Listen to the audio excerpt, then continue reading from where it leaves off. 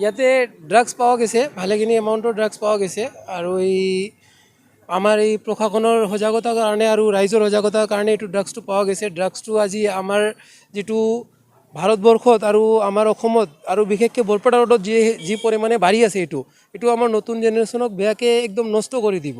তো এইটোৰ কাৰণে প্ৰশাসনক পূৰা মানে ষ্ট্ৰং একশ্যন ল'ব লাগে যে এইটো কামটো কৰি আছে। আৰু আমাৰ যিটো ৰাইজে আছে সেইটোও অলপ চাব লাগিব, সজাগতা থাকিব লাগিব। এইটো আজি থানাৰ ইমান ওচৰত আহি এইটো কামটো কৰি আছে, এইটো ওচৰত মন্দিৰ আছে, থানাৰ ওচৰত আছে, 100 মিটাৰৰ মানে ডিষ্টেঞ্চত এইটো কামটো কৰাৰ সাহসটো পাইছে। তো এইটো সাহসটো আমাক মানে ভংগ কৰিব লাগিব, আমাক চবক ইয়াৰ ওপৰত ভালকৈ একশ্যন ল'ব লাগিব। ৰাইজে সজাগতা হ'ব লাগিব। ৰাইজে যদি প্ৰশাসনৰ লগত মিলি কাম নকৰে তেতিয়া প্ৰশাসনে অকলে এইটো মানে শেষ কৰিব নোৱাৰিব। আমাক চবক মিলিয়ে এইটো বস্তুটো ফাইট কৰিব লাগিব।